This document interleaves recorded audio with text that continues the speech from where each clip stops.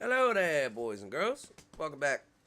We're here for our Sunday edition of Football Frenzy. I can smell it in the air. Football is almost here. Alright, so we're gonna dive into just some basic NFL news at first, and then we're gonna get into our fantasy football section. All right, so as yesterday you guys heard us, kind of heard our take on Kyler Murray's contract, where we both disagree with the contract. Uh, for a number of reasons. You know, Yeah, he's been in the league, what, 3 years? something like that. 3 or 4 years 3 or 4 years. Uh, hasn't done shit. hasn't won a playoff game. Uh, for the fact of the matter, hasn't really even stayed healthy. But he goes into the offseason and he demands, I want 200 some odd million. Now, mind you, he did this before Deshaun had hit his fucking price tag. So the Yeah. balls on this kid just initially were fucking insane. You're you're still in your rookie contract, and I want 250 million. How dare you? You you haven't done nothing to deserve it. Exactly. Now, I would advocate if he would deserve it if he's putting up stats like Tom Brady, not getting hurt, at least going to the playoffs. Maybe you're losing because of other aspects of your team. Well, maybe not stats like Tom Brady, but I mean, definitely better than what he's done. That's what I'm saying. I mean, the benchmark would be Tom Brady. I'm not saying 5,000 yards, but at least over four. You know. Yeah. So now, the details of his contract are as follows. So right. So in 2022, his base salary essentially was going to be 965,000, 11 million signing bonus. The cap hit about 12 million. All right. So now from 2023, his basically would be 2 million, the 5 million over the signing. So now 2024 is when it really hits.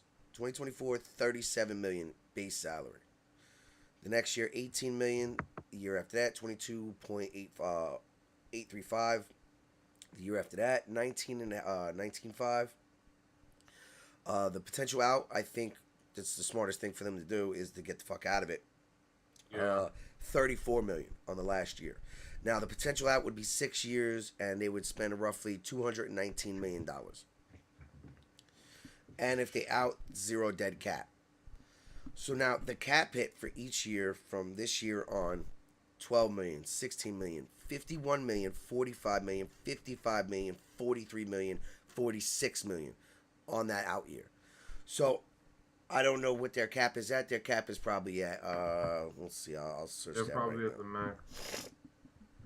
So Kyler Murray, so far in 3 years, he's 22 and 23. He's thrown for a little over 11,000 yards, 70 touchdowns, and 34 interceptions.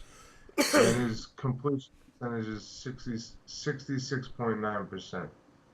Granted, not bad, but when you look deeper and you see how they've started their season and you see how they've ended, it's like, bro, I'm not giving you $230 million because you can't get us into the playoffs. You can't get us over the hump.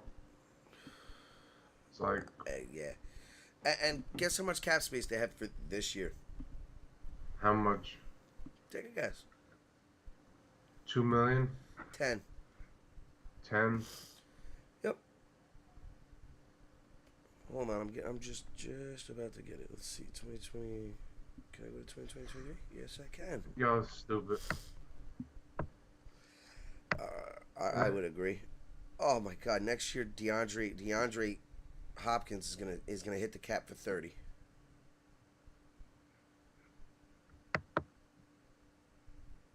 They're gonna have to reshuffle some things if they want to keep him around. Yeah.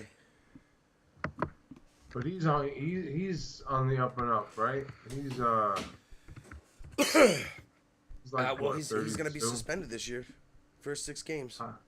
Hopkins? Yeah. Why? PEDs. Oh, but All right. ridiculous.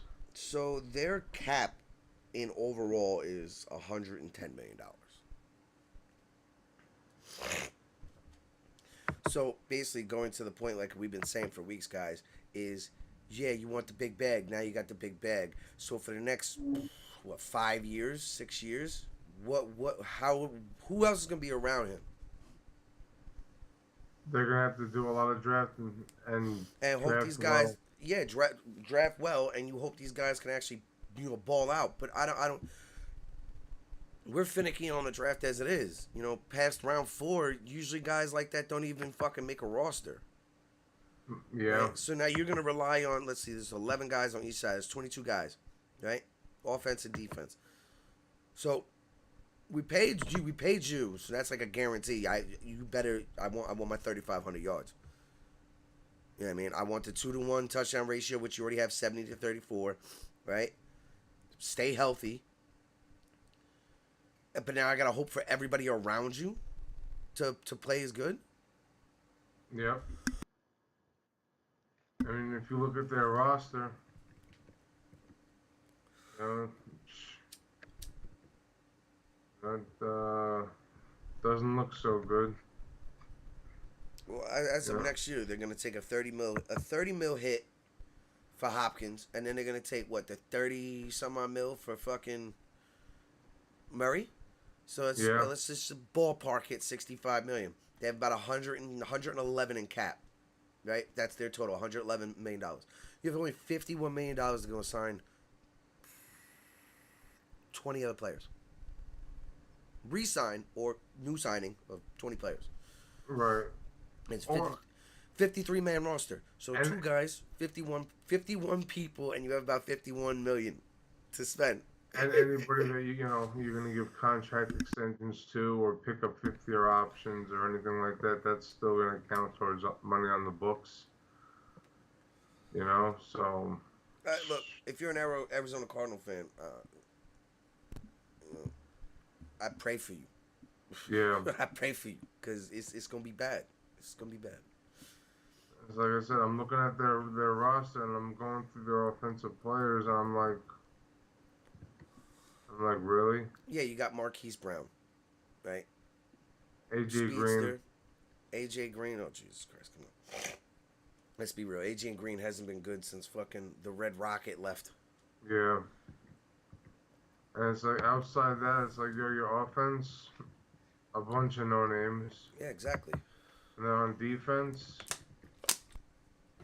I mean, Besides J.J. Watt, he's on his last fucking leg. Buda Baker. I don't think Buda Baker gonna be there because they ain't gonna have enough fucking bread to pay Buda. No. Buda gonna go somewhere else, and you know what? They're probably gonna let him walk because they're too fucking stupid to tell Kyler, look, stop being such a selfish bitch. We need more money to allocate to other positions. Yes, you are the most important position. Yes, we understand the quarterback position is the most highly sought position in football and the most important. But I can't pay you every fucking thing because then guess what? I have nothing to put around you. And then what's going to happen in 2 or 3 years? You're going to hit the fucking media and be like, I'm not happy here. I'm going to go out. Well, if that was the case, why'd you ask me for the fucking bag? Honestly, let's even be real. Even if they weren't giving him the $230 million, are they really going to win anyway? Even if they could add some players around him. He's not going to be the guy they're going to win a Super Bowl with. And that's just my opinion. I don't see him ever hoisting a Super Bowl trophy. To be honest with you, Jenny, I 100% agree. I just don't see them winning with them. No. So. I'll take it another notch. I don't see him winning even with somebody else. The only place he wins is Cowboy Stadium because he's been doing it his whole life. Because he's played out of Texas. I mean, it's the only stadium he wins in. So, other than that, his health, because he wants to run around like a fucking asshole. Now, the reason why we're talking about this is because now he's 230.5 extension, 160 million guaranteed, average about 46.1 million a year. Lamar wants more, or as the same. He's gonna get more. He's gonna get more than him, and he's gonna get more than Deshaun. I mark my words right now. I'm telling you. But does he deserve that? No. But fucking bitch boys like this have fucking set the market at an extremely high level. I mean, let's be real. Okay, I'm gonna name at 5 quarterbacks. Out of the 5 quarterbacks, you tell me which one deserves a deal like this or Deshaun's deal. So, Deshaun, Kyler, Lamar, Dak, Tom Brady. Obviously, Tom Brady. All right, Aaron Rodgers, Yeah. Russell Wilson, Yep. Justin Herbert, Joe Burrow. Yeah, those two I give it to. Yeah, Joe Burrow took me to a Super Bowl. Justin Herbert is a lot better than Murray. Two totally different levels. I think he's better than both of them. I think he's better than Lamar. I think he's better than fucking Murray. Yeah. I think he's better than Dak Prescott.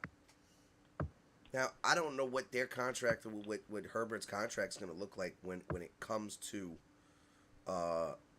him to get paid. But I don't imagine he's going to break their bank.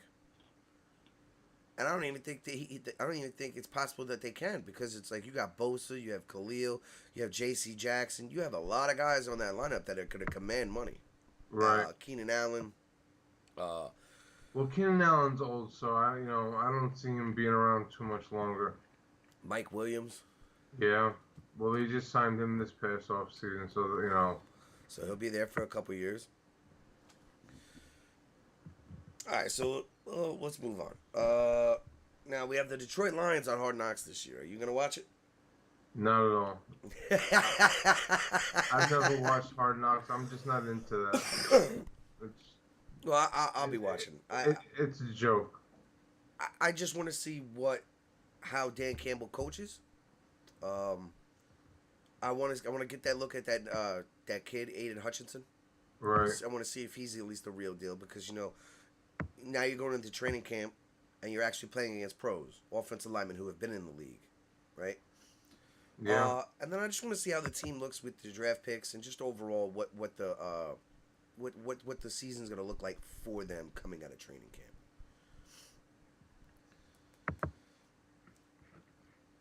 When does that start? August 8th or 9th, I believe. Okay. Now, have you seen it yet? Have you seen these new uniforms for the Cincinnati Bengals?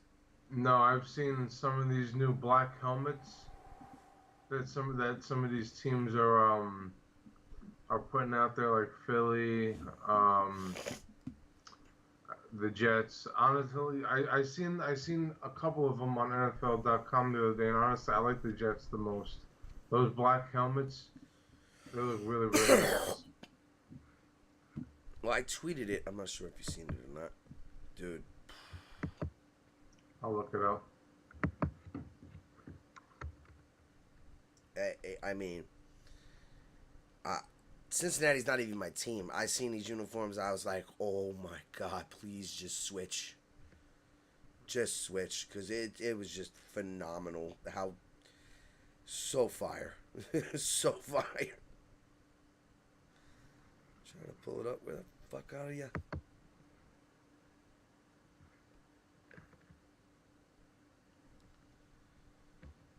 You said it's a white uniform? Yeah, they released their white helmets or whatever. So is it white with like the orange under the pit, and then like the No, white and black. So this is not the one. I'm looking for it.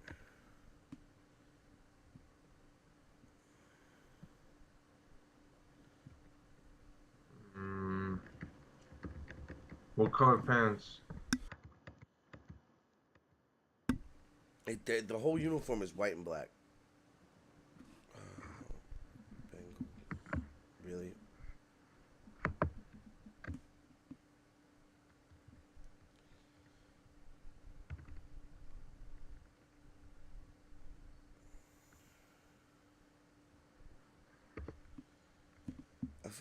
Jesus Christ. It's like fucking pulling teeth. Trying to find fucking something on the NFL, NFL.com.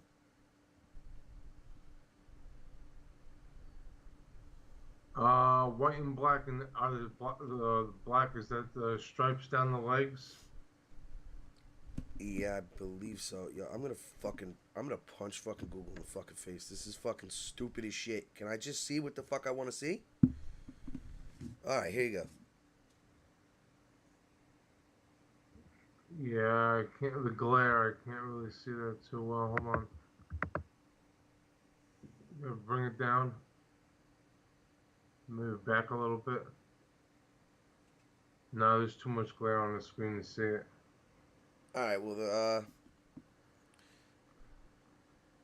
Send it to my phone. that's what I'm doing right now, sir. I can Yeah, check that out. I would say this is probably the sexiest fucking uniform in the NFL if they come out with it. It's almost near the old Rams uniform where they were blue and white. Okay. It was that fucking sexy. I just sent it to you.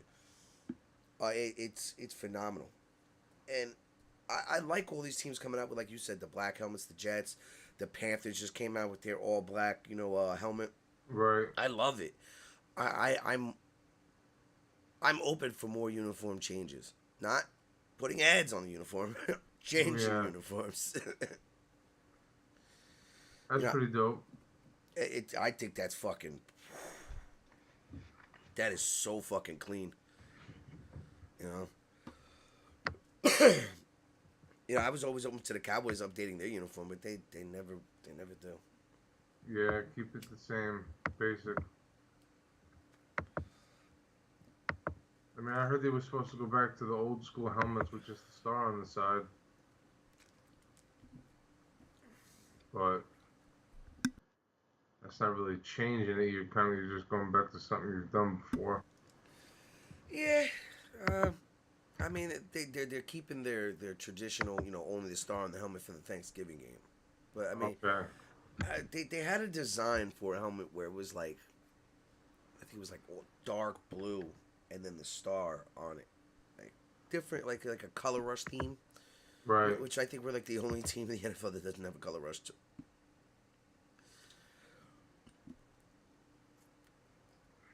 I did like that idea they had years ago, but they barely ever use those uniforms. The blackout uniforms. Right. Like, I think one team a week should be at least playing with it. What was that game where I think it was the Buffalo Bills versus the New York Jets? They said it looked like a Christmas fucking game because they had the color rush. So it was red versus vibrant green. Oh, yeah, I don't remember, but I think it probably, yeah.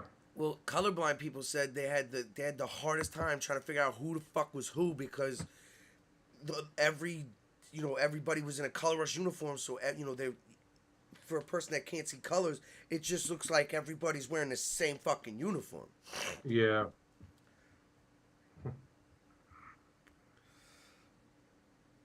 All right, That's funny. so let's move into the reason why we're here.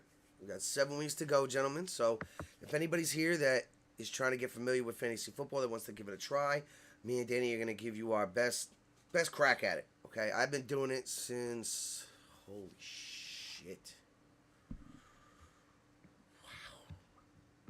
At least 10 years. no longer, bro. I've been doing this 15 plus years. 15 plus years. 15 years, I only have 3 championships to show for it. But I will say this: everybody that I've taught how to draft has won. Well, actually, I taught Hyro. He just wins it. He just wins it every fucking year. He's won Yeah. like 7 times. I show Hyro. I show my wife. First year, she wins the fucking league.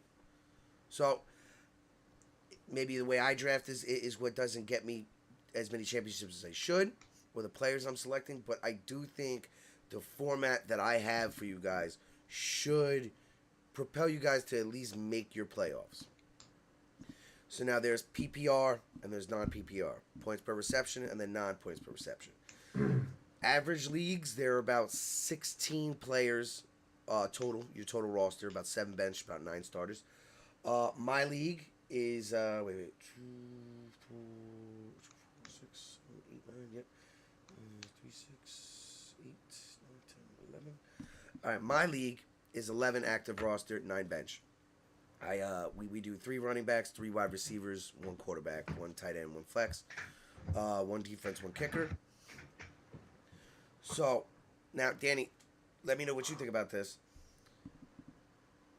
The league is a passing league, so I always think to lead with wide receiver. So I usually go first round wide receiver, second round coming back, I go running back. Depending on what your preference is, you may want to go running back, wide receiver. Or I never get the number 1 pick. So usually what I like to do is when the trend starts, people start the trend. All right, Jonathan Taylor, Derrick Henry. I'm like, okay, Cooper Kupp. You know what I mean? Try to find the trend, right? Now, if you're 10th pick in a 10-person league, right, and it's coming back, you got a double pick, right? So I would suggest grab a wide receiver if the trend is running back, and then as that second pick, as you're on your way back, grab a running back. Now I think we what we talked about yesterday, we wanted to do top 10 running backs. Yeah. For this week. Who are your top 10 running backs? No specific order. I was just looking through the list of all the guys that were there, but Jonathan Taylor, Dalvin Cook, Derrick Henry, Nick Chubb, Christian McCaffrey, Joe Mixon, Alvin Kamara, Ezekiel Elliott, Austin Eckler, and Aaron Jones. All right. Well, off that list, I'll tell you, I wouldn't touch Christian McCaffrey with a 10-foot pole. Well, if he's healthy. I wouldn't touch Ezekiel Elliott if he paid me.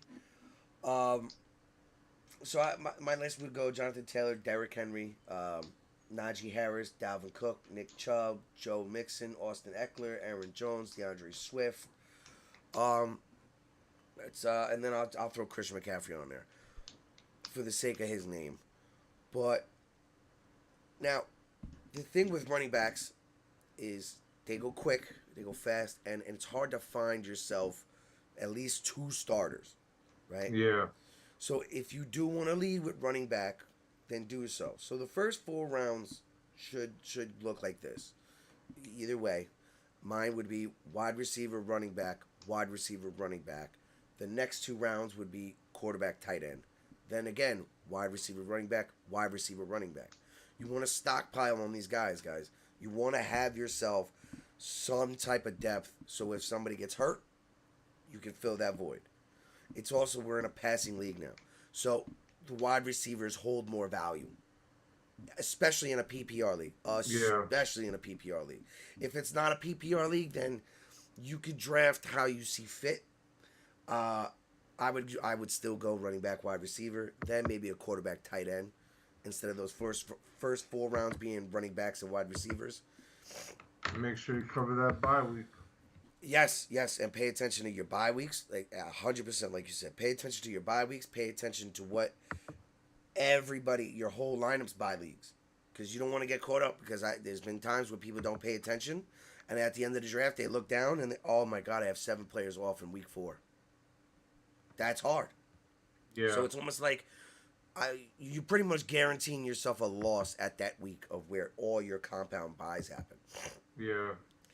The reason why I say for a PPR league is to stockpile, especially like I'm using an example of my league, is to stockpile your wide receivers and running back because you don't know.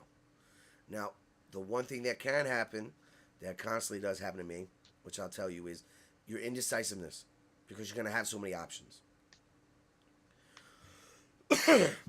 Make sure you have all the guys that you are looking at written down, and make sure you have their bye weeks, and pay attention to what's out there. And granted, you only have X amount of minutes to make a pick, but don't rush to make a pick. Take it down to the last 5 seconds if you have to. Make sure you 10. make the best decision. Whatever, just make sure you make the best decision possible. No, you're absolutely right on that. if you're in a custom league and you're with a bunch of your boys and shit like that, you may have a little bit more time. You know what I mean? I know on ESPN, NFL Network, you usually get about 90 seconds.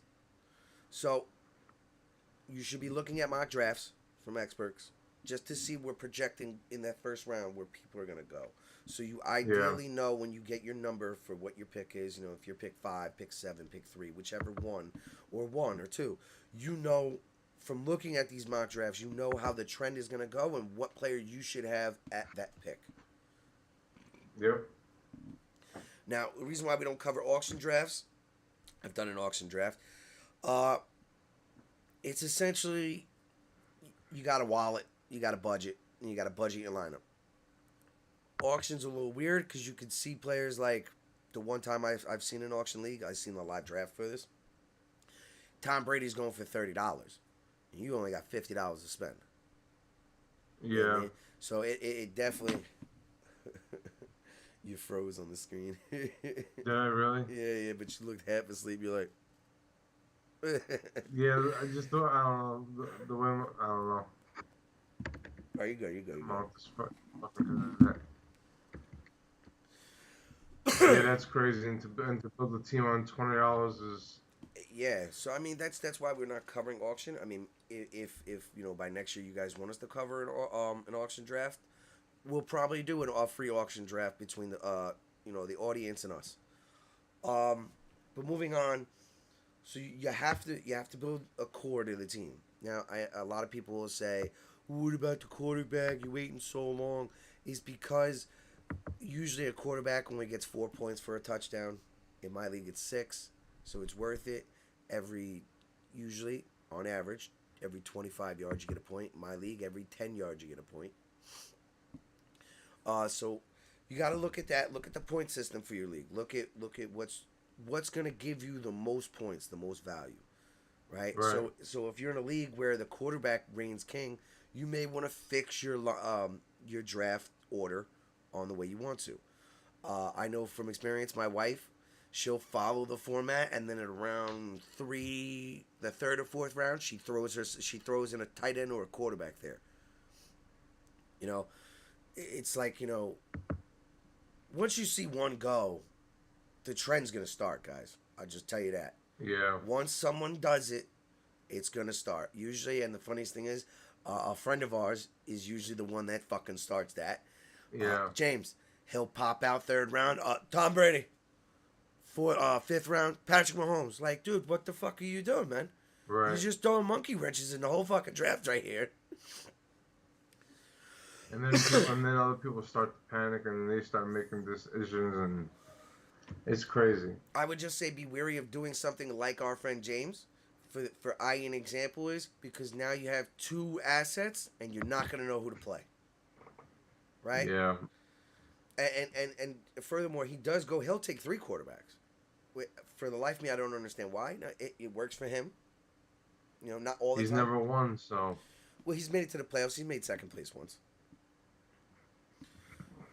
the goal is to win. Well, my league, I pay out second place. So if you make it to the championship, you're getting paid. Yeah, I guess, but No, I understand what you're saying. Look, the goal of this is to win. You should be ideally trying to win. You shouldn't be trying not to win. Because other than that, then you're just wasting your money. So we will be doing a free fantasy football league for me and Danny and our fans. So if you want to join, I'll put the link up on our Twitter. You guys can join. I'll set that up in about a couple weeks. We'll do it's going to be an online draft. We'll probably maybe that'll be a good episode. Probably schedule it for a Sunday. Do it around 12:30. So I think that should be fun. Now, Danny, I have a question for you. If you have the number 1 draft pick, who are you taking?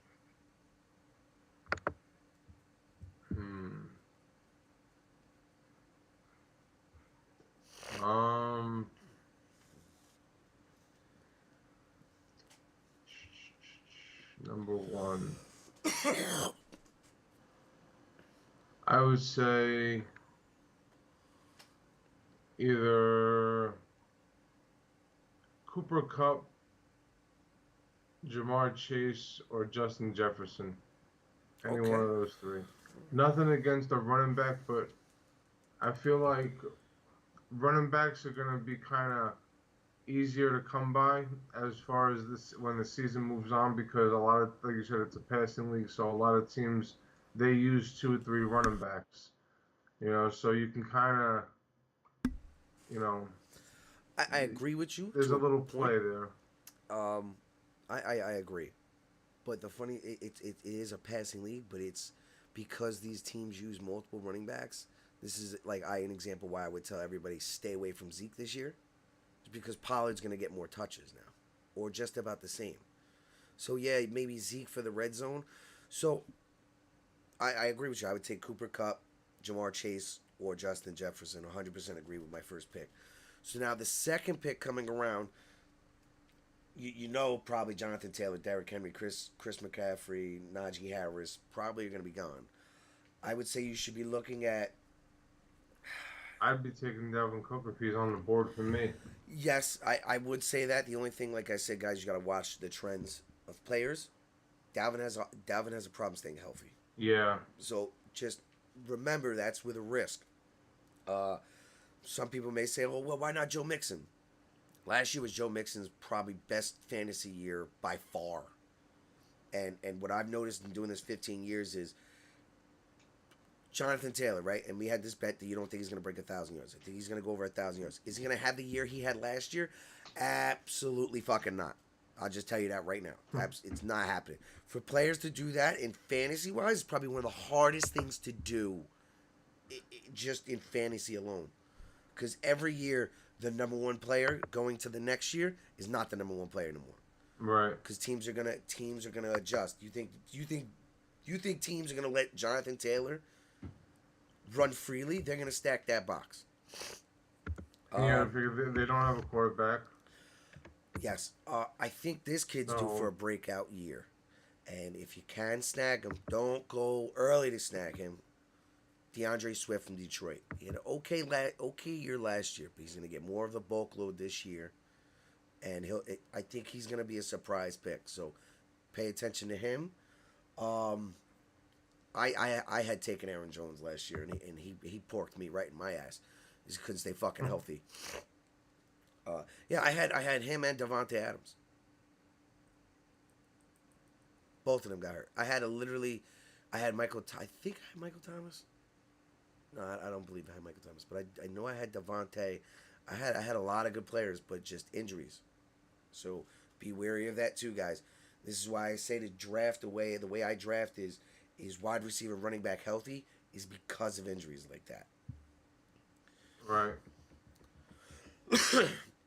So we went over the trends, how to follow the order, um, what number one pick would be. Now, who do you think would be a good sleeper this year for people to kind of keep an eye out on? Um,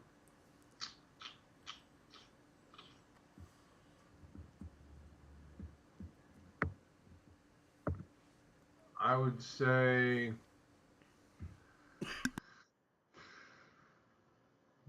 Debo Samuel's.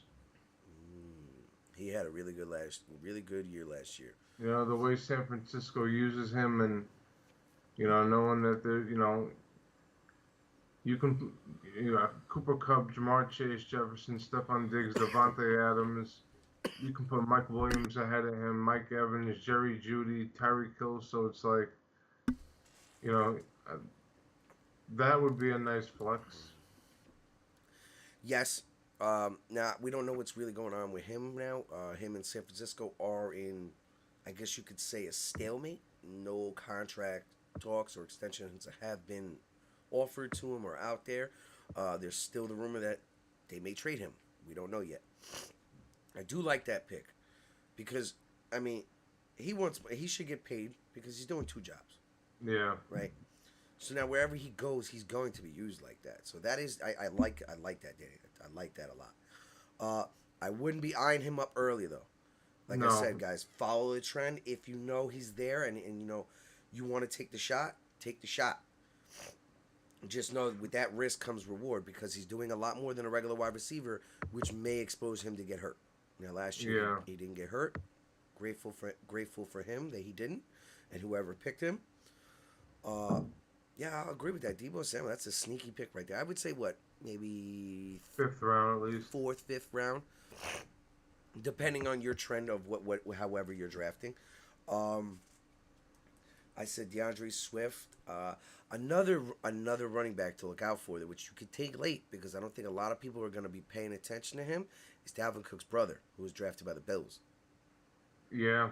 So that's another sneaky pick you guys should keep your eyes on. Also, look at the rookies that have come in. Look at the rookies that wide receivers, running backs. I wouldn't go for rookies if there's going to be a rookie starting like Kenny Pickett. Stay away from him this year. If you want CeeDee to. Lamb could be a good flex.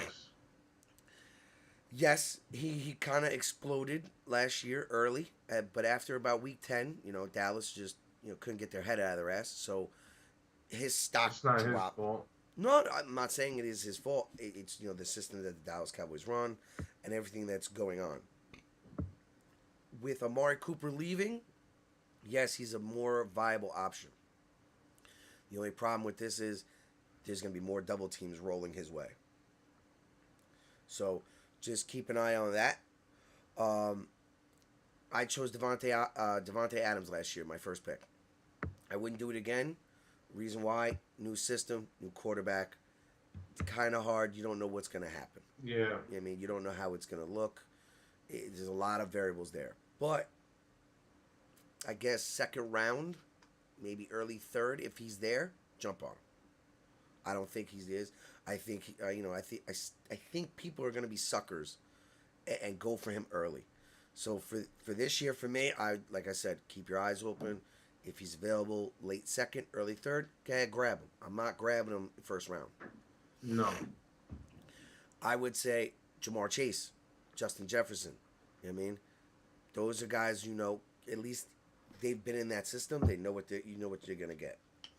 I also say watch yourself on Jamar Chase because that's a rookie. Rookies always have good years like that, and then the second year they hit a slump. So just watch Jamar Chase too as well. Keep your eye on that because double teams will be coming. Yeah, I'd say Justin Jefferson would probably be a safer bet Yes. because he's in his third year. They still have Adam Thielen. Irv Smith is coming back, and with the new with the new coach and everything, they should be looking to get the ball to Justin Jefferson at least 10 times a game. Yeah. They'll be looking at him a lot. And with Thielen on the opposite side of him, which will help him. Yeah. Keep that in mind. So I would say right now, looking at it, Justin Jefferson is probably the most valuable wide receiver right now. Third year, he's already beaten the slump. He was a great rookie. He's getting better. Kurt knows how to throw the ball. If that's one thing he can fucking do, he knows how to get the ball to a wide receiver. Everything outside of that, that's another conversation for another day. That Danny will definitely tell you the truth about that. $100 million not fucking worth it. Wow, get that. Just quick segue right here. We talked about Kyler Murray, Lamar Jackson, all these guys, Deshaun Watson not deserving that money. If there was anybody who didn't deserve $100 million fully guaranteed, it was that motherfucker right there. Yeah. 100%. $100 million guaranteed, and you don't have what was it? One playoff, a couple playoff wins, two. One playoff win. What was that the Minneapolis Miracle? No, that was Casey Keenum. The one playoff win was against the Saints. Oh, that's yeah. Oh shit. Yep, one playoff win. $100 million, guys. One playoff win. So I guarantee if you were to go back and ask Minnesota, their owners, how do you feel about signing him to $100 million and you only get one playoff win? They'd probably double take at you and be like, what? It's crazy. So your quarterback, that should be, depending if you're in a bigger league or if you're in a regular league, the quarterback position in your PPR should come around the 5th, 6th round. So should your tight end. Now, Granted, there are tight ends out there like Travis Kelsey, Mark Andrews, big guys. If you want to sneak them in to get, it's basically like, in a sense, you're drafting another wide receiver. If you want to fit them in your third or fourth round and snag one up, go right ahead. There's nothing wrong with that. Just know, though, you're going to make your options weaker later on for the wide receiver and running back. Yeah. Um, defense. Defense should be literally within your last 4 rounds. You should be picking a defense. There's no way. An example again. Our boy James. There's no way you should be drafting a defense in the 10th round. Sorry. Yes, a defense. It'll get you. The max it can get you probably is 20, maybe 30 points, and that's with some special team scoring, interceptions, and sacks. Right. So it's a great defensive game to get like 30 points. Averagely, defenses, depending on the way the scoring is, about 10 points a game. Okay, which is good. That's what you're looking for, but that's not the most important thing. Yeah. Your kicker and defense are not really vital. They should be your last 2 picks. I'm sorry. You only need 1 kicker. There's no way. If you're drafting 2 kickers, you should smack yourself in the face right now. And I'll tell you that right now because there's no. A kicker, yes, a good kicker can get you 6+ points, right? But it's just one guy. And if anything, you could drop and pick up another person. It's the same thing with defense. You got to watch the trends from the start of the season going into about week 4, because then you'll see who's about it and who's not about it. Yeah. Now there's a lot of people that would say, I want to get the best quarterback. Guys, you don't have to have the best quarterback to win a league. You don't. You can literally, now fantasy wise, you should be looking at somebody like Lamar Jackson, Deshaun Watson. These are guys who are going to get you points with their feet as well, as long as with their arm. Lamar Jackson definitely should be rated in the top 3 for fantasy quarterbacks, barring if he doesn't get hurt, because you're going to get that yardage with the arm and his legs and the touchdowns. And there's nothing better. There's not a better feeling than you're a Ravens fan. You're a fucking Seattle Seahawks fan, and you drafted Lamar. There's no better feeling when you're watching, Sunday. What the fuck is that? Red Zone. Yeah. And all you see all day is Lamar for the first 3 hours running in, passing one. Those points are just accumulating. Yep. So, for a quarterback like that, yes, you're gonna have to probably snag him early. All right, but if you're not that concerned with it, somebody like Dak Prescott can fill your void. Mac Jones, perfect example. Justin Herbert, I think he's due for a big year this year, guys. So pay attention to that. I think Matt Ryan's due for a comeback. Player of the year. Yes. The only thing that worries me though is who is their real targets though. He'll get them the ball. T.Y. Hilton. So yeah, Matt Ryan should have a better year than he did last year. Because it's just a better offense, better team. So keep an eye on that. But I wouldn't say don't draft Matt anywhere before the 6th round, because you're just wasting a pick that should have been a wide receiver or running back or a tight end like Travis Kelsey or somebody like that. Right. Like I said, look at your scoring system. So when you join that league, you go right to the scoring system and see how it's gonna plan out, so that you can plan accordingly to how you want to draft your fantasy football team, right? So be prepared for this. Don't be underprepared, because if you're underprepared, you're gonna make a mistake in your draft that's going to affect your lineup in a major way. I see it a lot of times. People just, this is the best guy. Let me just take him. Blah, blah, blah. Yeah, he's the best guy, but you're not in a situation where maybe it's not a PPR. Right? So there's not PPR, and you're taking let me take Cooper Kupp. You didn't really have to take Cooper Kupp. You could have taken somebody else. If the league is more driven for the quarterbacks to succeed, then maybe start paying attention to the quarterbacks a little bit more. Yeah. And what I see a lot of times is, like I just said, you think you're taking the best guy because, he had the best year last year. You have to evaluate how his years have gone. Now, if it's a rookie, it's up to you if you want to invest that on a sophomore, right? Like, an example, if you're looking at Devontae Adams, so you would look at his last 3 years, right? So, but now this year is going to be with a new quarterback, Derek Carr, new system. So you have to keep that in mind as well. Yep. Like Danny said, Justin Jefferson, I would say right now is your surefire pick for a wide receiver. Should be Same, the first one off the board. yeah, or second or third. I mean, it's just hard to imagine that Cooper Cup's going to have a year like he did last year Yeah. again. But I wouldn't be mad at somebody for picking him number one because you know he's going to get the ball. You know, he's got a surefire quarterback. Now, there is a risk about what I'm about to tell you. I like doing it. It just depends on who you're doing it with. I like matching quarterbacks with wide receivers. So if you have a chance, like, say, to draft CeeDee Lamb, right, in the first or second round, you should ideally be trying to think to yourself, if you want to do this, to pick up Dak. So it's like almost like you're almost doubling up on points in such a sense. Dak throws the CD. It's a 60-yard bomb. They're both getting the yardage. They're both getting the touchdown points. Right. But it can come back to fuck you because if one of them gets hurt, now you have to replace somebody in your lineup with that, and then it's not a double up. Yeah. And I can't tell you how many times it's backfired on me. So be very wary when you make this. Where I've selected Dak and Amari, and they both get hurt, or one of them gets hurt. Now you're kind of in a sense fucked. Yeah.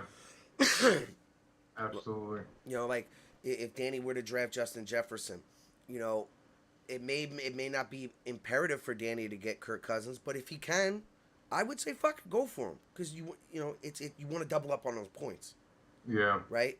You know, think about it like this: if Minnesota would have a great game where they score 50 points, Justin Jefferson and Kirk Cousins are most likely going to be the bulk of that. Yeah. So that's what you're 100%. trying to. That's what you're trying to jump on. You want that. Like I said, be very wary though because there could be bad weeks. There could be injuries that are coming. So I would say for the most part, try to make your lineup very, what's the word? I guess eclectic or a variety. Don't try to get too many players on the same team. Yeah. I mean, Mix it up. Mix it up. You don't want. There's no way you want two wide receivers. Excuse me, from the same team. Because now you basically have them fighting each other.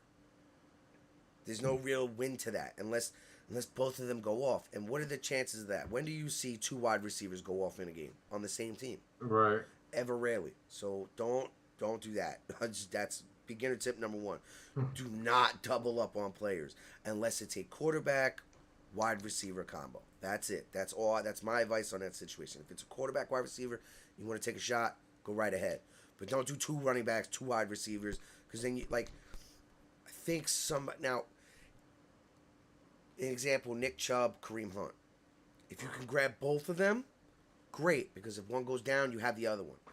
But to start both of them, it's gonna hurt you, because if Nick Chubb goes off, Kareem Hunt's barely gonna see that ball. Yeah. And Nick Chubb is the number one. So even if he's having a bad game, Kareem Hunt can come in. He could still have a bad game. So, like I said, that could backfire on you very fast. So have a variety. Have in mind a system that my wife does that I didn't teach her. What she'll do is she'll get a magazine. She'll write a list out. You know, she'll do 20 top 20 for each position, but in her mind. Right? So who she grades. So I would say that's a good system. Adopt that. 20 for each position. Your rank. Not what the book says or what the experts say. Your opinion. Because this matters about what you think. Because if you just follow everything that these guys are going to tell you, number one, there's no way in hell you're getting an exact model draft of what they gave you of a mock draft. It just doesn't go like that. I can tell you I've looked at a million draft boards. Every draft board is different. What the fuck? Yeah. You froze for a second. Oh. So, when I started this, the league was still, in a sense, a running league. So running backs were a high commodity. The one year that I won, I had DeMarco Murray when he was with the Cowboys, when he had that year where he went fucking El Pito Loco, where he scored like almost 30 points a game. If you could get something like that, man, fucking my hat's off to you. I mean, I remember the year Hyro had Jamal Charles for Kansas City. Yeah. In a championship game, he had Jamal Charles drop 66 fucking points for him. 3 touchdowns, like a buck 60 running. That's crazy. And I'll tell you this now. Last year, it sucks that he got hurt. Derrick Henry. Derrick Henry, right? For you guys out there, if you already know your draft order, if you have the 1, 2, or 3, possibly 4th pick, you should be eyeing up Derrick Henry. I'm sorry. Like I said, last year he was hurt. Subtract that, he was still on pace to be the best runner in the league, fantasy football wise. Yeah. Aaron Jones. I don't know. I guess it's just my luck because whenever I draft these fucking guys, they want to get hurt and then they don't want to put the fucking the fucking points they did last year, which is a thorn in my ass for about fucking 10 years now. So I mean, guys, do your due diligence, study. I mean, if you're playing this for money, I suggest you do, because if you don't, you're just then it's a gamble, in a sense. It really is a gamble.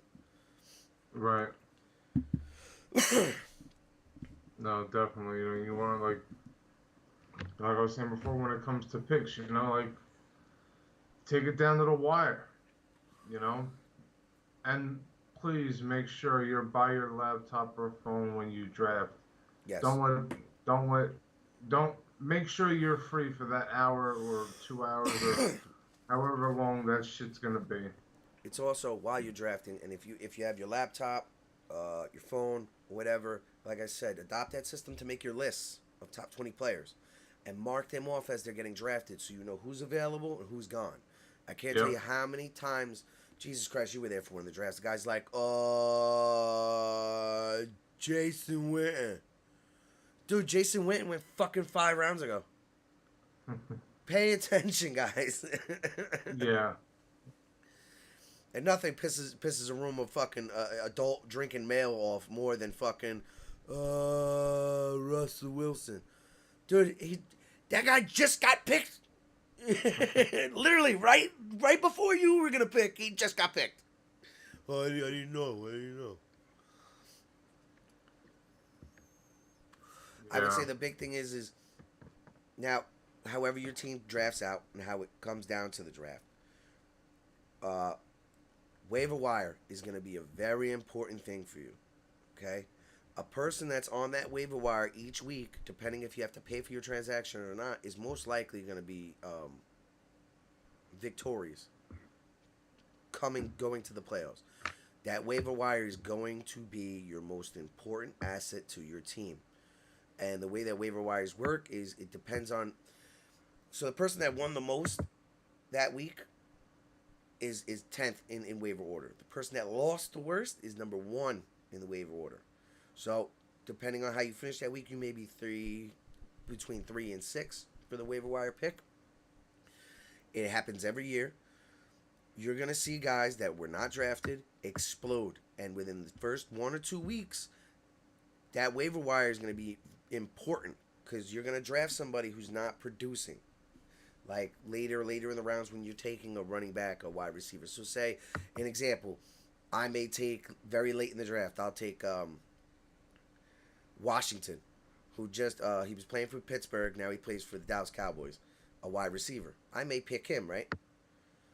He's not doing shit. But there's going to be somebody in that waiver wire who is. You need to jump on that and possibly drop players that you don't need. If this guy's, right. 5th in your depth of wide receiver, we'll clip his ass and try to acquire that guy who's putting up those points. So, like I said, in regular leagues, you'll get 2 running backs, 2 wide receivers, and a flex. Right? So that's 5 guys that can either be a running back, wide receiver, or a tight end. Right? That can be thrown into the flex. Quarterbacks can't. Defenses can't. So it's mainly those three positions, but it's 5 guys. So ideally, that's 5 guys a week. Gonna have buys. You need to have at least 7 to 8 guys that could back that up. Okay, and like I said, waiver wire every fucking week. I'm talking Monday Night Football ends 1:00 in the morning. You should be on that waiver wire. If you want to get the players that you want that are going to help you win, you have to, because it goes about claim. So I may be third on the list, right? You're second. I claim. Oh no, no, you're. I'm third. You're fourth. I claimed him before you did. I have the right to it. So now, if I didn't claim him and you got to click him before I did, you'll get him before I do. This Right. is why it's very imperative to work that waiver wire to your advantage. Now, my league, we do an injury reserve, one spot. So you can keep one guy on your injury reserve and add a guy, right? Until they come back, then you can drop that additional guy and put him back into your lineup. Some leagues don't give you an IR. So if you know, usually fantasy football leagues, they run about what, 13, 14 weeks, a week, Yeah. 2 rounds, basically 2 weeks for the playoffs, and then it's done by week 16. My league is done by week 15. So that waiver wire is going to help you. The injuries, you have to pay attention. You got to be on that. If they don't have an IR injury reserve spot, some of them don't. Now, if you don't, and this guy that you have, I'll just use an example. Ezekiel Elliott, he gets hurt, 7 weeks. Clip him and ship him. You gotta get rid of him. You have to, because that's bulk of your season. You know what I mean? If you're willing to gamble and wait, and you have a little, your lineup is very full depth wise, then maybe you want to hold on to him. It's up to you. Me, I clip him and move the fuck on. Like they'll say, another man's trash, another man's treasure. This is why I said you have to look at your waiver wire, because people may do things like that. They may do stupid shit. It's also, I know certain sites for certain players, they will not let you drop them. Doesn't matter how bad they're doing. If you drop Devontae Adams, that's a lock. He's locked on your lineup. You cannot drop him. That's stupid. It's stupid, but I understand why. Because you could be in a league, right, and somebody just doesn't give a fuck, right? I don't want him, and they'll drop him. Now, say you pick him up, right, and then from the time you pick him up, now he explodes. That's kind of unfair from the sense is like, well, that guy didn't give a shit. He just dropped him, and now you pick him up, and now you're pretty much destined to win. Shit happens. When you party naked, yes. You should be able to drop and pick up as you see fit. I agree. Now, well, I mean, let's look at this logically. Who in their right mind is really going to just drop Devontae Adams? Yeah. You know what I mean? Trades. Can't tell you how many times I've seen trades where people just think you're stupid, or you think someone's stupid, and you think you're just, well, I'll give him like, Jarvis Landry, James Washington, and Dalvin Cook for Cooper Kupp. Sorry, I'm not stupid. Neither is the person that I would offer it to is not stupid. That's not going to go down. Yeah. Be realistic with your trades. This has to be a 50-50. Unless the person's really that stupid, then go for it.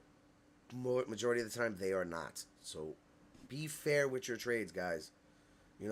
If Cooper Kupp is having the same year as he did last year, this year, right? And I have CD and Chris Godwin, that would be almost an equivalent trade for that. You know what I mean? You're not, just because you add more guys to the list of your trade to get one guy doesn't make it more logical, because you have roster limits, and it's also, all right, yeah, you're giving me 4 guys for 1. You can easily fit your guy into the lineup. Now you're giving me 4 options. Can I fit these guys on my lineup? 1, and 2, am I going to have the right equation or pattern to play them at the right time? Which is going to move us. And how they're going to perform. Yes, this is also going to move us into our next segment. Schedules. Look at everybody's schedule, even beforehand drafting and then after drafting. So you're going to have to wait the first 4 weeks, like everybody does, because that's how football works. The first 4 weeks of the season are going to tell you who everybody's going to be for the rest of the season. Essentially, that's the way I believe it. So you're going to have to adjust. Now, all right, best defense of the league, the Rams. Cowboys are playing the Rams. Are you going to start CD that week? Most likely not, because he's going to be playing against Jalen Ramsey. He's going to be double coverage. Whereas you would play Justin Jefferson over CD if he's playing, Seattle, right? Yeah, that's you want to play that matchup. So matchups are a very important thing. So sometimes it looks stupid, where you're like, oh well, I mean, come on, like Devontae or Cooper Cup, they're gonna score like that. It doesn't work like that all the time, guys. It doesn't. I'll tell you that 100%. You have to pay attention to matchups. The matchups is where your points are gonna come from. If you're not paying attention to matchups, you'll see it, and if you don't see it, then you've basically just taken an L for the year. So your matchups are the most important thing to how you want to start your lineup, who's starting and who's on the bench. Right. Yes, you're gonna have times, and this happens to everybody, whereas it's 3:30, half the games are in the third quarter. You look at your bench, and there's two or three guys that have just went fucking AWOL, and you're losing because you thought, oh, well, these guys are better players. Yes, statistically they are, but for this week they are not. It happens to everybody. And I'll tell you, it's one of the most aggravating things in fantasy football to this day that I still go through every year. It's like, fuck, I said him.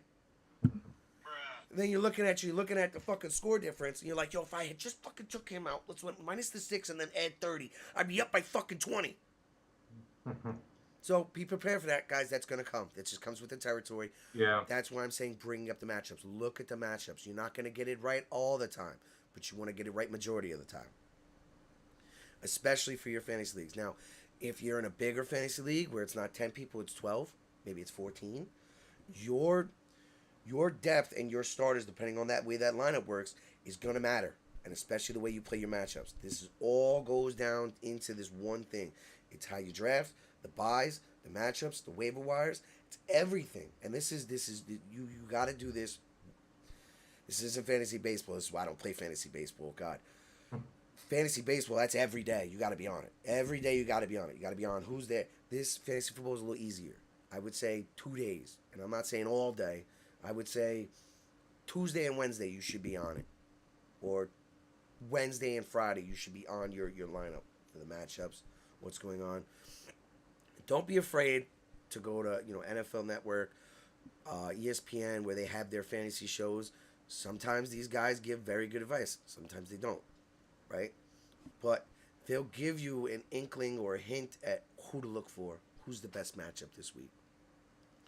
One of the people I listen to, and she's actually pretty fucking, majority of the time, I would say 70% she's fucking on. Kay Adams.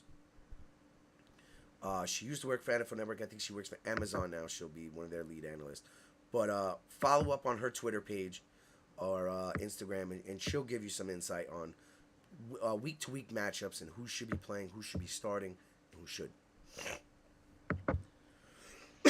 There's plenty of information and resources out there. You guys should not be going into this blind. Oh, yeah. I mean, if you're going into a blind, I mean, motherfucker, You're not that guy, pal. Trust me. You're not that guy. you're not going to win. You're not. I've never seen somebody just walk in like, yo, you have a magazine saying you do research? Nah, fuck it, I'm going to wing it. You're going to be sad.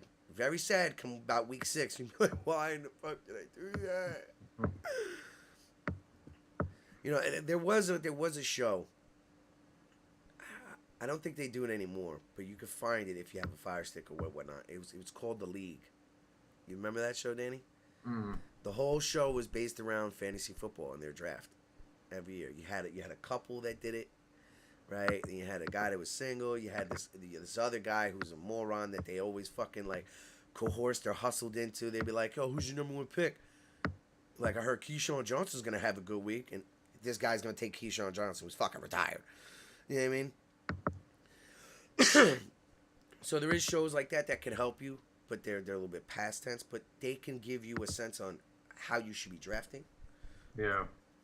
And like I said, there's tons of websites that are out there. I know ESPN, for one, they do mock drafts. So you can get yourself prepared right now and mock draft. Do a couple of those and get a good feel. Mm-hmm. Then you could do that, right? And then I think they have like another site that's like, they do a mock draft, and then after you're done drafting, they grade your team from like, A+ all the way down to, a D or an F. Just keep in mind, it's going to be very hard to replicate an A minus lineup, that you've mock drafted into a real draft. Yeah. All the mock draft is getting you ready for is just you're trying to average a B mock drafting. That's essentially it. Where you're gonna get familiar with the players, who's likely going in that first 2 rounds. You'll get a feel for that, right? Also, guys, if you're going into this and you're learning, if this is your first time, just follow the system as best you can. Now, if you're experienced and you're looking at this just for an edge somehow, look at how everybody else is drafting. You're gonna see people that are gonna make mistakes. Try to capitalize off their mistakes, especially if they're before you or if they're after you. And keep shit to yourself while you are drafting. I can't tell you how many times I've been at a draft. I'm 15 years old with my father. Oh, yeah, fucking Terrell Owens is still available. We should snatch him. And we're literally next. And the guy next to us, who's before us, is listening and goes, oh, I'll take Terrell Owens. Ah, you motherfucking son of a bitch. You know? Where you're like, God, motherfucker. So keep shit to yourself. Or if you're not, make sure that guy is draft picks away from you or before you. So, or sit in the corner away from everybody else. Yes, or if you could sit by yourself, right? Or if say if you and your homie or your son or daughter, you're both doing it together. Keep shit to yourself. This is a competition. Anybody that can get an edge, that wants an edge, is going to take an edge. Yeah. So be wary of that. So I know we're covering a lot, and we're supposed to be on the formation, which I'll give it to you guys. Like I said, I first 4 rounds in a PPR league, I'm going running back, wide receiver. Whatever way you want to flip it, that's the way I go. Then I go quarterback, tight end, and then for the next 4 rounds, it's wide receiver and running back. After that, I go QB, tight end.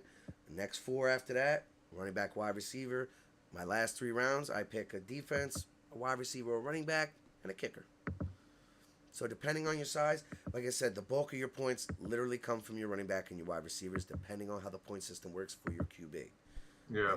Majority of the time, I would say 80% of the time, your points are going to come from your running backs and your wide receivers. So always draft heavy on those. And like I said, stockpile. Because now that you stockpile, you may be opened up to trades more than somebody else would that is not thinking of depth like that. So this could still be a plus for you. You have depth, and you also have options to trade if you were to trade. 100%. Now, there is some leagues out there. I remember I did a league like this, double quarterback leagues, where you have to start 2 quarterbacks. If that's the case, if you're in a league like that, then move the quarterback position up in importance in that formula, that format that I gave you. Like I said, my wife will squeeze one in there. She'll take the same format that I use, but just find ways to just squeeze in a player here and there that's going to help her lineup. The one year she won, she literally, I'm like, why would you deviate from the formula? Well, she deviated for Drew Brees, who helped her win the league. So that's my format. Tweak it however you want to. If it works, it works. I'm never gonna hate on somebody who's gonna take my system and make it better for themselves. This is the way I draft, and this is the way I've been drafting, Jesus, 10 plus years now.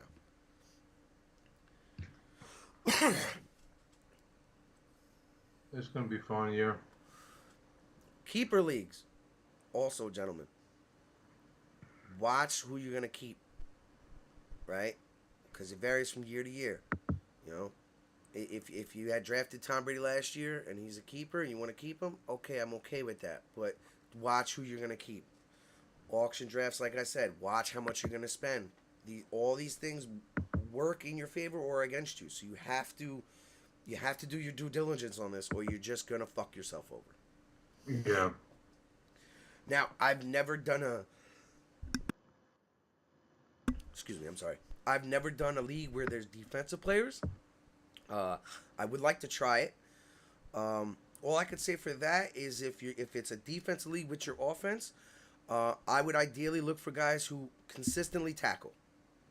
Okay, don't go for a Trayvon Diggs because you think he's gonna get 7 interceptions again or 9 interceptions. No, go for the guys who who are going to tackle a lot.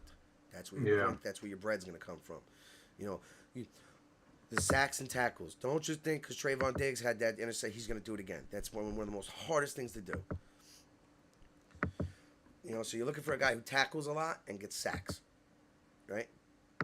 So that's the defensive side. Is there anything I'm missing, Danny? Anything you have to add or say?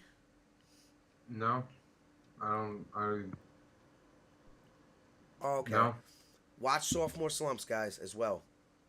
Right? Yeah. Sophomore slumps are a thing, and you will see them. You'll see them more often in fantasy than you do actually just watching football. You know, the announcers may say it here and there, but in fantasy football, where it's all stat driven, you will see sophomore slumps. And Cam Newton, one of those guys, back in the day, because I've been doing this for so long, he's one of those guys that actually escaped the sophomore slump. He actually had a better year. So there's certain things to look at, guys. Like Trevor Lawrence. Okay year last year. Better team this year. I think, my opinion right now, I think he's going to avoid that sophomore slump. I think he's going to be better. So, watch him. I took him last year as my backup. I think I did. Did I have Dak? I'm not sure. I don't think I had Dak. I'm not sure if I did. But, ideally, like I said, Lamar Jackson, that's a great fantasy football asset, right? Yeah. Just for his legs and the points. But you have to watch also as well. He stays healthy. If he stays healthy, and there may be inconsistency to that. So you have to watch that. You have to watch the trends. That's why I said week by week matchups. But for quarterbacks, you're looking for a solid quarterback. Guy's going to throw 250 plus every week with 2 touchdowns, right? Because that's going to give you a good average point.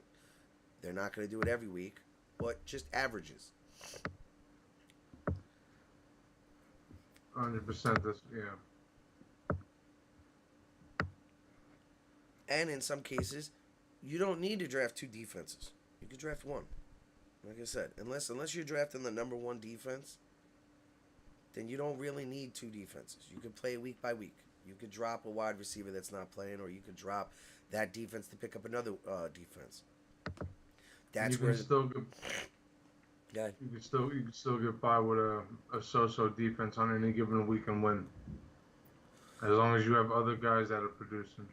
What I have noticed though is as of like the last 2 years with defenses is the matchups. That's a big thing. You know what I mean? Because sometimes, like I said, with a player's talent or just the way the team is going, you can kind of avoid a matchup and just play him anyway, and he'll still get you, the 10 plus points. Right. Defenses week by matchup matters. I can't tell you how many times last year, because the Jets sucked, I would just literally drop a defense and pick up any fucking defense that was playing the Jets. It literally clicked. Like I was dropping and adding every week, and every week my defense was getting 25 plus points. Yeah, you can do that too. You can. Yeah, that makes sense. With kickers, yeah. I would say if you're looking at kickers, look at somebody who kicks a lot of field goals. Just look at a team that kicks a lot of field goals. Then his worth is very high. Right. Mason Crosby, for example. Well, I mean, he missed a shit ton last year. Yeah, but I think he'll be fine this year. I think last year was the first year he actually really sucked ass. You know what I mean? Every other year, he's probably been the top 3 kickers in the league. Yeah. So the kickers, I mean, like I said, that should be your last pick, a kicker. There's not really that much importance on it.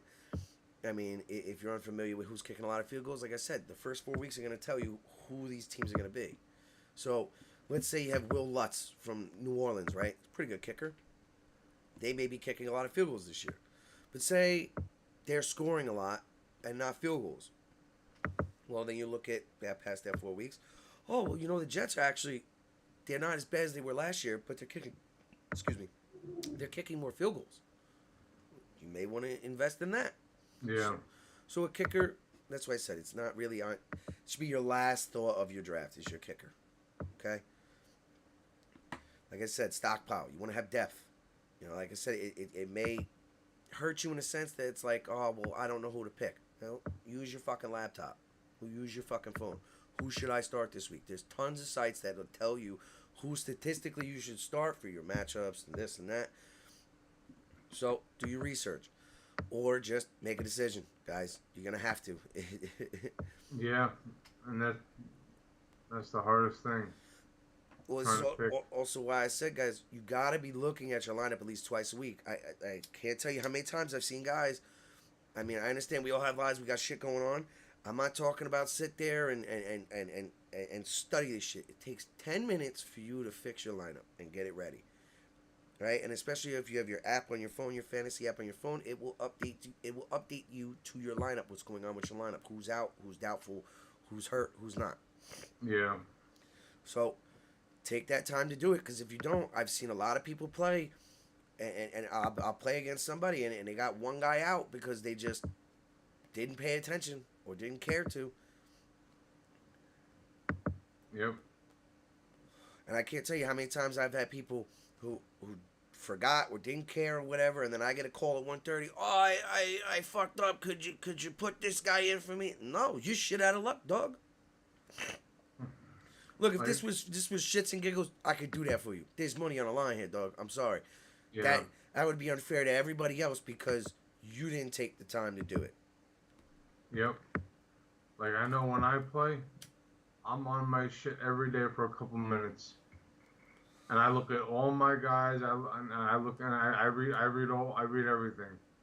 Yeah. So I mean, it's and like we said, it's not like you're taking 70 hours out of the week to do this shit. We're talking, I think, all in all throughout the week, it should be a solid 20 minutes. You mean to tell me you can't look at your lineup every day while you're taking a shit? You can't look at that thing for 5-10 minutes? Come on now. Well, if you can't, then you shouldn't be playing fantasy football then. Just straight up like that. Yeah. I will admit, fantasy football is probably one of the funnest things I've been doing for 15 years because it adds more excitement. It makes you a fan of more players now, right? It'll open up your world to like, oh, well, that guy's pretty fucking good. And he's not on my team. Who cares? You know what I mean? Yeah. That's what got me more into football was fantasy football. Instead of just focusing on one team, now this branches you out to 32 fucking teams. Right. Right? It definitely is exciting, especially if you're in the hunt and as the weeks go by. Yes. So I think that's about it for this week. Next week we'll be covering top 10 wide receivers. We'll talk a little bit more about format, who you should be looking at, who you shouldn't, who's a sleeper, who's not for the wide receiver. And by next week, I will have the free league for you guys. Me and Danny are going to be in it. We'll do a live draft on a Sunday, probably at like 12:30. Within, I would say, about a week or two before the season starts. So that should be fun. I think by the time the season's over, we'll have for the winner for one of our fans probably have a $25 gift card. So I'll have that up. I'll post it on the Twitter. Join, guys. Have some fun. What's it gonna cost you? It costs you nothing. You could possibly win a $25 gift card. Right. Right. Easy money. Easy money, especially you guys. You guys are sitting behind the computer screen right now, or if you're gonna watch it later, like you know what the fuck you talking about. Well then, let's see if you bout it, baby. Come get some. Get some. Get some. Get some. Get some. So, come join. Have some fun. Hey, next year, it may be bigger. We may do 12 teams. Because, you know what I mean? And then maybe the gift card or whatever, the prize goes up. Yeah. Right? Why not, guys? Takes you, what? Takes us an hour to draft. Gives you something, at least, incentive. If you don't have people around you that are doing fantasy leagues, if you can't find one that you want to do, well, then fucking come on down. Join ours. It's for shits and giggles. It'll give you some experience. It'll show you how it works. And you may fucking win. Yeah. I mean, it'll give you something else to do. Barring how this goes, shit, we may do a fantasy baseball for next year. May do a fantasy basketball. I don't know.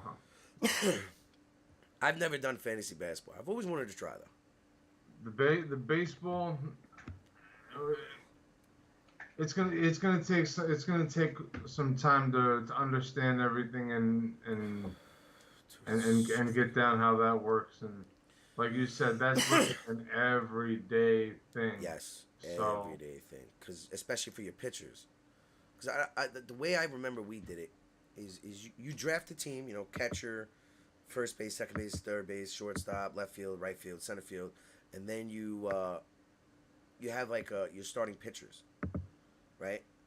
So you got to draft accordingly to have a guy pretty much essentially pitching for you every day. That's why it's an everyday thing. And yeah, then baseball guys may have a day off here and there, so you have reserves. So you gotta, like I said, that's an everyday fucking thing. seriously. You know, that's why me and my father stopped. It was we did it for like 2 3 years, and we were like, yo, this is just way too much. You know, because you forget, like I said, guys. This is why I don't feel bad for anybody that doesn't take out that 20 minutes a week just to look at their lineup. Yeah, You know what I mean? Because when I did fantasy baseball, you know, you got shit going on. You're not thinking about it, and then you find out you got blown the fuck out. Because usually the way fantasy baseball works is it's accumulation of points throughout the year. okay. So it's who has the most points at the end of the year wins the league. So if you're not paying attention for one day, you can go out there and put up a fucking 2 point fucking day. You know? Fuck your whole shit up. Oh yeah. Oh yeah. Funniest thing is, my mom would always kick the shit out of us in fucking fantasy baseball. Kick the piss out of me and my father. Because there's a way you could start like your own league with like, you know, you can like I could do it like a family league where it's only 3 people in the league. And she would kick the shit out of us, dude. That's funny. So, if you guys have any questions, you guys want to hear a topic or something like that, head to the Twitter page. It's right there on your screen, D&D Sportcast. Tell us what you want to hear. Tell us what you need advice on, what you're looking forward to, or information about the league that we're going to start for the show. Just hit us up, and we'll get to it for next week. So, like I said, we're doing the wide receivers next week. Who's going to have a good year? Who we think is going to have a shitty year? Who's going to be a breakout? Who's a sleeper? Somebody who may erupt 3 or 4 weeks into to the year. Yeah. But if you're not pressed for time, go ahead, Danny. I apologize.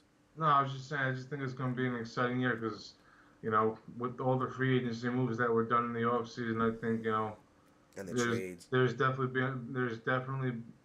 been a shift in the league. So. Oh yeah, there's definitely been a shift in power.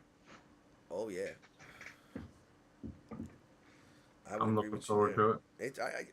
This is why I love fantasy football. Like I said, you smell it in the air. It is here. It was 7 weeks out, people. It's 50. It was just 50 days, 50 some odd days. September 8th, I believe the season starts. 7:37. 45 days.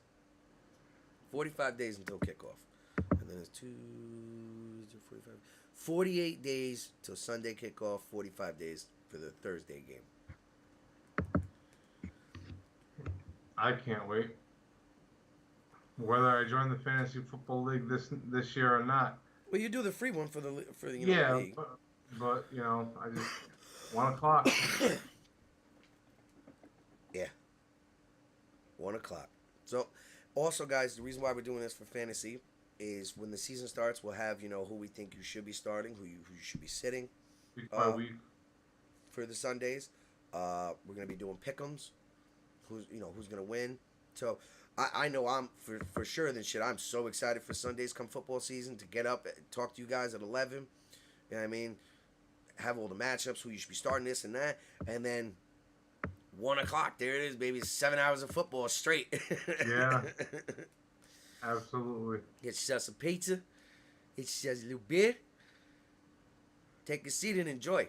I know me and you have. Oh my god. Yeah. Me and this guy used to 12:30. We used to party every week, and it didn't matter if we were drunk as a skunk. If we only slept 1 hour, we'd be up literally 12:30 on the dot, liquor store ordering the pizza, sit down, football. Football. Religiously every week. I guess that's like an American thing. You know what I mean, because I know we do have some people from other countries that do watch us. I, Football's been installed in me since I was fucking 7 years old. I mean, it's just what my family did. You know, Right. I get some people have lives, some people have shit to do, which sometimes I have shit to do on Sundays too. But for the most part, that's my family day. Me, my wife, and my daughter, we sit there and watch football. Right. You know, sometimes people take naps, sometimes other people don't. Some people nap. We watch football. No, last year I caught a couple naps. I'm not gonna lie, I caught a Yeah. couple naps. Yeah. No, I feel you. So it's gonna be exciting, 100%. Especially if we do we can do pick'ems every week.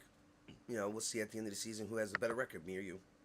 And then you guys could tweet us that and see if you have a better record than us. So you basically just picking the games every week. Who's gonna win? Who's gonna lose? Yeah. That should be fun to see. All of our viewers just sending their picks in. Yeah. I mean, for the week, and I'll keep tabs of it. I'll write everybody down. Joe Schmo, 25-5. You know what I mean?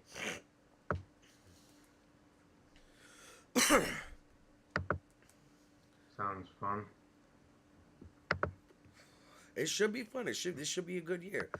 I'm actually thinking about it right now. Who's gonna be that number one player in the league this year? It was Cooper Cup last year. Who's gonna be this year? It was Cooper Cup, Jonathan Taylor, a couple other guys. It's gonna be a surprise this year. It's usually a surprise every year. That's why I said, guys, don't bank on people repeating what they did last year. It's one of the hardest things in the world, especially in fantasy. Yeah.